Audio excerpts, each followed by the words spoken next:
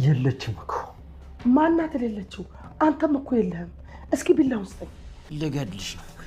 ያው ነብሰ ገዳይ አይደለሁ እኔ። አልወድም በአምላክ ነገር ያለው ይሄን ቢላ ዞር አድርግልኝ። እኔ ቢላ በጣም ነው የምፈራው። ያንን ሰውዬ እንዳልገደልኩት አታውቂም? አውቃለሁ በአምላክ እባክህ። ወየው ይሄ ልጅ አበደ። ወይኔ ወንድም ያበደ አበደ። ወይኔ እኔማ አልቆልኛል ብዬ ነበር ዛሬ። አንጀቴን ወጋኝ፣ አንጀቴን ዘረገፈው ብዬ ነበር። ወይኔ ተዋረድኩ። ሸናው እንዴ! ለመኖር አንድ ምክንያት ይኖረኝ ነበር። ህብስት የሚጮኸው ነገር ምንድን ነው የሚጮኸው? ወይ ቡና የሚወቀጠውን ነው ነው እንዴ? ታፈስ የት ናት? ታፈስማ አሁን ያስደነገጠሽን ቡና እየወቀጠች ነው። ግን በዚህ በጠዋት አንቺ ጥቁር እንግዳ፣ ገበሬ እኮ ጎህ ከመቅደዱ በፊት ንጋት ጋር ተሽቀዳድሞ ነው የሚነሳ። ለምን? ገበሬ እያልኩሽ በስራው ነው የተሰየመ። አዲስ ነገር አለ እንዴ? የለም። እናም ደግሞ አይኖርም። ለምን? ምክንያቱም ሞታለች። ምንድነው ለቀን ፈልጋ ስላጣት ሞታለች የምትለው? ልጅቷን ከየትም ብለን ማግኘት አለብን። እምችለውን ሁሉ እኮ እያደረግኩኝ ነው። እምችለውን ሁሉ። አብነት ለመሆኑ በአምላክ ምን እያደረገ ነው? እሱ ነው። እኔ እንዴት አውቃለሁ? አላውቅም። ምን ማለት ነው አላውቅም ማለት? አቶ አለም ተረጋጋ እንጂ። ልጅ እኮ ልጅቷን በመፈለግ ጠፍቷል። እንዴት አድርጌ ነው እሱን የምከታተለው? አንተ እንደሆነ እኮ አላውቅም። እንዲህ ሰውነቷ ዝርግፍግፍ ያለ የመጋል ልጅ ናት። ይቅርታ፣ መጋልንም አላወኳት። ምን አለ ቢቀርብሽ ውስጥ? አረ ምን አጥፍተሽ ማሩንቲ ያለሽ? መጋል የሚዬ ላም ናት። ቡሬ ደግሞ ጥጃይቱ ናት። እናታ አረማማ እንደው ቤቶት ውስጥ ፀሐይ ወጥቶ የለ እንዴ? የእግዚአብሔር እንግዳዋን ነው። በአምላክ የመኪና አደጋ ደርሶበታል። አሁን ላይ ህብስት ራሴን ላጠፋ ነው ባለችው ወረቀት ደጋግሞ እያነበበ ነበረ። ሆኖም አሁን ላይ በመጠጥ እየደበቀ ራሱን ቢቆይም ግን ደግሞ ውስጡ ያለው ህመም ለምን አልረዳኋትም፣ ለምንስ እኔ ከጎኗ አልነበርኩም የሚል ጥያቄ ይመስላል። ሆኖም ከአሁን በኋላ ምንም አይነት ተስፋ የለኝም በማለት አቶ አለምንም በተኛበት ቢላዋ ይዞ ገብቶ ነበረ። ነገር ግን እህቷ አይታ ወይዘሮ ይፍቱ ዝራ ከመኝታ ቤት አውጥተዋለች። እሷም ብትሆን ተንቀጥቅጣለች። ለምንስ ነው ሰው ገደልክ ብላችሁ እስካሁን ድረስ እስረኛ ያደረጋችሁኝ? ለእናንተ እንድገዛ ነው አይደል? በማለት ቢላውን እንደያዘ ወደ ክችን ወስዶት ነበረ። ሆኖም እንደምንም ተነጠቀችው። በኋላ እሷም በቁሜ ሸናው እንዴ? ወይኔ ጉዴ፣ አልገደለኝም አይደል? በነፍስ አለሁ በማለት ስትንቀጠቀጥ ታይታለች። አሁን ላይ ህብስትም ብትሆን በገጠር ህይወቷን በአሁን ከእስር ቤት እንደወጣች ሜዳ ላይ እየቦረቀች ነው ያለችው። ከዚህ ከእስር ቤት ታስራ የመቆየቷን ያክል አሁን ላይ ደግሞ ደስ በሚለው በአረንጓዴው ሜዳ ላይ ራሷን እንደ ህፃን አድርጋ እየቦረቀች ነው ያለችው።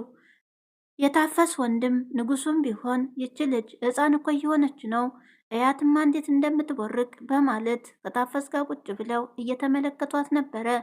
ሰላም ጤና ይስጥልኝ ክብሯንና ክብሯን የቻናሌ ቤተሰቦች ሰላማችሁ ይብዛ። በዓለም ዳርቻ ያላችሁ ወገኖቼ በሞላ ዛሬ ደግሞ ህብስትን እነሆ ቪዲዮውንም እስከ መጨረሻ በማየት አብራችሁን ቆዩ። ዛሬ ደግሞ ምን ተፈጠረ የሚለውን አብረን እንቃኘዋለን። ህብስት ዛሬ ላይ ገጠርን ብትሄድ ፈላጊዋ እየበዛ ነው ያለው። አሁን ላይ ታዲያ ንጉሱም ቢሆን አይኑን ወደ እሷ ጣል እያደረገ ነው። ሆኖም ግን ከዛም አልፎ በአካባቢው ያሉ ሰዎች ቆንጆ እንግዳ መታለች በማለት አካባቢው ሰው በጣም ቆንጆ ልጅ እንደመጣች እየተወራላት ነው ያለው። ልጅቷ የት ናት በማለት እንግዲህ ከሴቶች ኋላ የማይጠፋ አሳዳጅ ይመስላል። ሆኖም ታዲያ ጓደኛውንም ንጉስን እየጠየቀው ነበረ። ከቤት ናት በማለት ይናገራል። ሆኖም ትንሽም ሳይቆይ ወደ ቤት መጥቶ ቤታችሁ በለት በማለት ይናገራል። የታፈስም እናት እንግዳዬ ናት፣ ዳራችሁን ያዙ በማለት ተናግረዋል። ሆኖም እንግዲህ ሁሉም ዳርዳርን ቢሉ እንኳን ህብስት ደግሞ በጣም እያስፈራት ነው ያለው። ሆኖም አሁን ላይ ደስ በሚል አየሩ ተስማሚ በሆነው በገጠር ላይ ቢሆንም ባይሆን ንጹህ አየር አግኝታ ከነዚህ ሰዎች እስረኛ ከመሆን ጥቃትም ከመድረስ ከመደብደብም አሁን ላይ እፎይ ያለች ይመስላል። ታዲያ በአምላክም ባለፈው ክፍል ላይ ቢላዋ ይዞ ወደ መኝታ ቤት ገብቶ አቶ አለምን ለመውጋት ነበረ። ሆኖም እህቱ ይፍትስራ ስትመለከተው ምን እየሰራ ነው በማለት ጎትታ ከክፍል ታስወጣዋለች። ለቃቂኝ በወገው አለው አንቺን ብትሆኝ ክፉ ሴት ነሽ በማለት እንግዲህ በአምላክም ይናገራል። እሷም እንደምንም ገፋፍታ ወደ ክችንም ወስደዋለች። ሆኖም ታዲያ ምን እያሰራ ነው? ቢያይህ ኖሮ ይገልሃል በማለት እሷም ትናገራለች። መሞት ፈልጉሃል ወይ በማለት እንግዲህ ብትናገረውም እናንተ ክፉዎች ናችሁ፣ እባክህን ቢላዋን አምጣው። አሁን አለም ማየት የለበትም። በፊት የሰው ነፍስ አጥፍተሃል፣ አሁን ደግሞ ምን ልታደርግ ነው በማለት ወንድሟን ቢላዋን ለመንጠቅ ትታገላለች ይፍትስራ። ሆኖም በአምላክ ከዚህም በፊትም ባላደረገው ነገር እንደተወነጀለ ጠንቅቆ ያውቃል።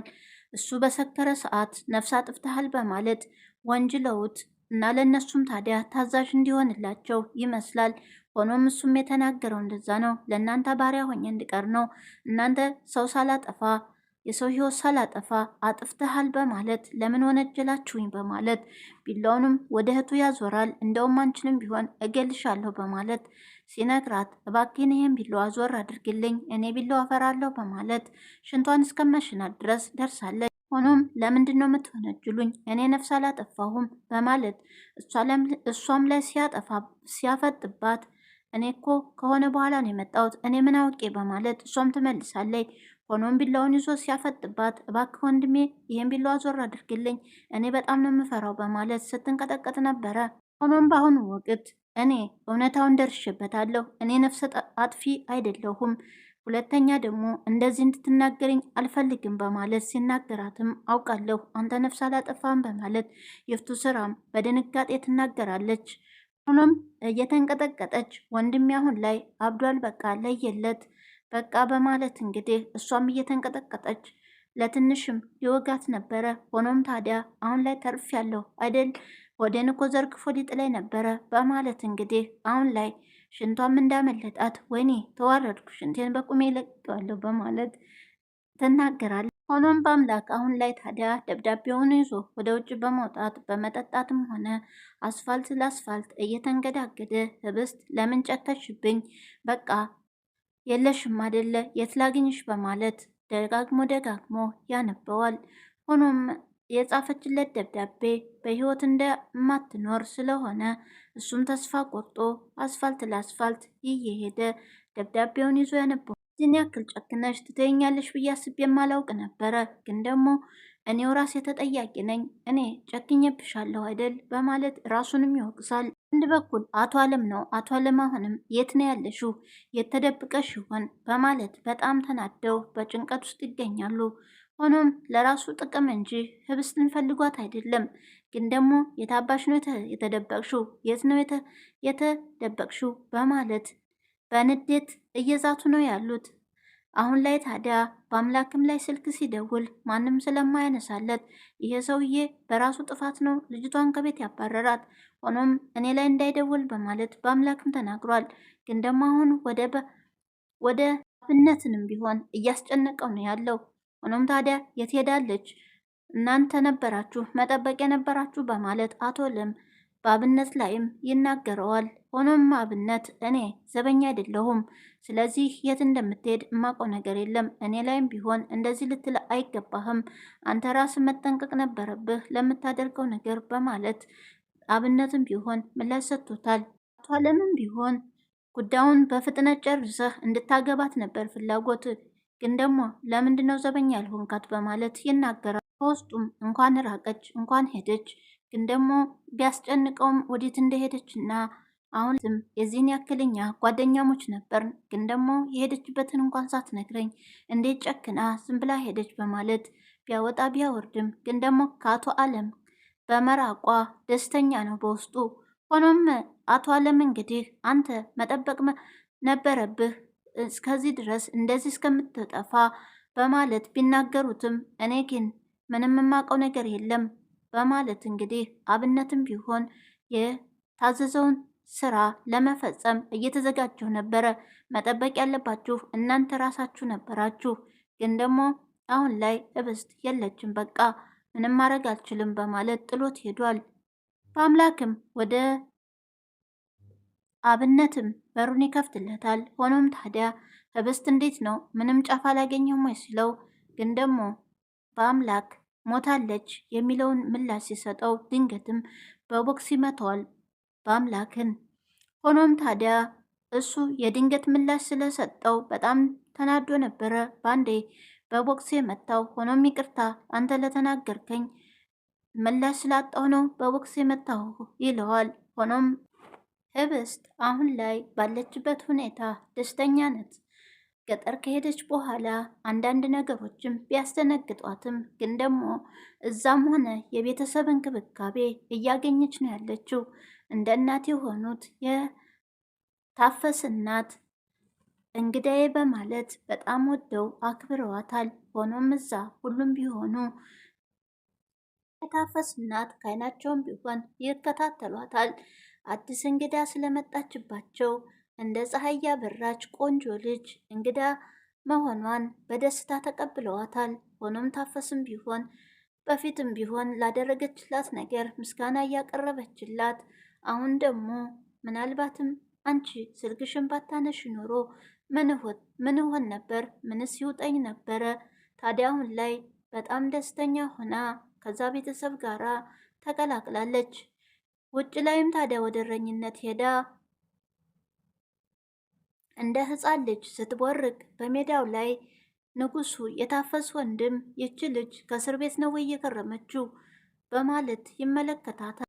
በጣም ደስተኛ ሆና እየቦረቀች ነው ያለችው። ለማንኛውም ወደ ወንዝ ዳር እንዳትሄድ እናስጠንቅቃት በማለት ለታፈስ ይነግራታል። ታፍስም ህብስቴ ወደ ወንዙ ወደ ባህሩ ጋር ትሄጂ ቀስ በይ በማለት ትናገራታል። ሆኖም ታዲያ በሰፈሩ እንዳለ የሚወራው አንዲት ቆንጆ ልጅ እቤታቸው መጥታለች እየተባለ ነው። ሆኖም መቼ ነው የምናያት በማለት ለንጉሱም ጥያቄ ያቀርብለታል። ታዲያ እንግዳዋ የታለች በማለት ሁሉም በጥያቄ ነው የሚያቀርቡት። ታዲያ ወደ ቤትም በመጣ ሰዓት የንጉስ ጓደኛ ሲያያት እውነትም እንደተወራላት ናት፣ በመንደሩ እንደተነገረላት ናት፣ እንዴት ታምራለች በማለት ቆሞም ይመለከታታል። እነታፈስም ቢሆን ቡናቸውን እያፈሉ ግቢ ውስጥ ቁጭ ብለው ነበር፣ ሁሉም ተሰብስበው። የታፈስ እናትም በክፉ አይናችሁ እንዳታዩብኝ እንግዳይም በማለት ማስጠንቀቂያ ሰጥተዋቸዋል። ሆኖም ታዲያ ታፈስም ቡና ስታፈላ እየተቀላለዱ ነበረ። ደስ የሚል ጊዜና እዛ ደግሞ ደስ በሚል አየር ላይ አሁን ላይ ህብስት ደስተኛ ሆናለች። አንዳንዴም ቢያስከፋትም ትግስም ብትል ግን ደግሞ የህብስት እናትም የታፈስም እናት አይዞሽ ልጄ በሚል ስታያቸው እውነት ደግ እናት አለሽ በማለት ለታፈስም ትናገራለች። ከንጉሱም ጋር እንግዲህ ቁጭ ብለው እያወጉ ነበር ስለ አንዳንድ ነገር። ስምሽንም ቢሆን ማነው ያወጣልሽ በማለት ይጠይቋታል። እናቴ ናት በማለትም ትመልሳለች። እዚህ በፊትም እንግዲህ ታፈስ ለወንድሟ እንደነገረችው ይነግራታል። እኔ ከመምጣቴ በፊት ነው ወይስ አሁን ነው ስትለው፣ ከዛ በፊት ስለ አንቺ ትንሽም ቢሆን ነግራኛለች፣ ግን ደግሞ ስለ እናትሽ መሞት አላወቅኩምና ይቅርታ አድርጌልኝ ቁስልሽን አነሳውብሽ በማለት እኔ ምንም አይደለም፣ ግን ደግሞ እናቷ በህይወት እንደሌለች እና አሁን ላይ ማንም እንደሌላት አንዳንድ ነገሮችንም እየነገረችው ነበረ። ንጉሱም ቢሆን አይዞሽ ፈተና ያለ ነው፣ በህይወት እያለን ብዙ ፈተናዎች ይገጥሙናል። እነዛን ፈተናዎችንና ችግሮችን ደግሞ በትዕግስት ማለፍ ነው በማለት ይነግራታል። ታፈሱ እናትም ቢሆን ወጣ ብቅ ጥልቅ እያለች ከቤት ውስጥ እያጫውታት ብቻዋን እንዳትሆን እየተጫወታችሁ ነው ወይ በማለት የሁለቱ መቀራረብ ደግሞ ደስ ያላት ትመስላለች።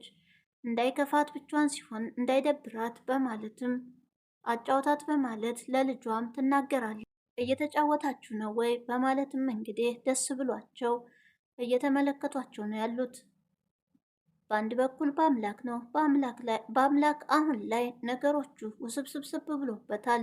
ታዲያ ወረቀቱንም ቢሆን ደጋግሞም ቢያነበው ህብስትን ሊያገኛት አልቻለም። ህብስትን የምን ጨከንሽብኝ በማለት እንግዲህ ራሱንም ቢወቅስ ግን ደግሞ የእሷ እንደዚህ ድንገት ጥፍት ማለቷ ለሱ ውስብስብ ሆኖበት አሁን ታዲያ ራሱንም እየወቀሰ የሰው ልብ ሰብረሃል በአምላክ አሁን አንተ ምን አይነት ሰው ነህ በማለት ራሱንም እየወቀሰ ነው ያለው። ባናቱም መጠጡን ይጠጣል። ሆኖም በመንገድ ላይም ቢሆን እንግዲህ ራሱን ሳት አድርጎ በአስፋልት ላይ እየተንገዳገደ መራመዱን ጀምሮ አብነትም ቢሆን እሷ ራሷን አታጠፋም አንተ ራስህን ጠብቅ በማለት ቢመክረውም ግን እሱ ማመን አልቻለም። ህብስት በቃ ሞታለች ብሎ ነው የሚያምነው። ታዲያ በአስፋልት ላይም እንደዛ እየተንገዳገደ ሲሄድ ምናልባትም አቶ አለም ስለት ይዞ ወደ ክፍሉ እንደገባ እና ከእህትየዋ ከባለቤቱ ጋር ወይዘሮ ይፍቱ ስራ ጋራ ሲነጋገር ሰምቶት በዛም ታዲያ አማካኝነት አሁን ላይ ህብስትንም ቢሆን ምናልባት እሱ ነው የደበቃት በማለት አስቦም ሊሆን ይችላል። ግን ደግሞ እሱም ሊሆን ይችላል የመኪና አደጋ ያደረሰበት በመሀል አስፋልት ላይ እንግዲህ መኪና ተከስቶ በአምላክ ወድቋል። በዛ በአስፋልት ላይም ታዲያ ደሙ እየፈሰሰ ነበረ። በህይወት ለመትረፉ በጣም አጠራጣሪ ነው የሚሆነው። ለማንኛውም ቀጣዩ ምን ይፈጠራል የሚለውን አብረን እናያለን። የዛሬው በዚሁ አብቅቷል። በያላችሁበት ሰላም ቆዩልኝ። ሀገራችን ሰላም፣ ፍቅር፣ አንድነትን እየተመኘው በዚሁ አጠናቅቃለሁ።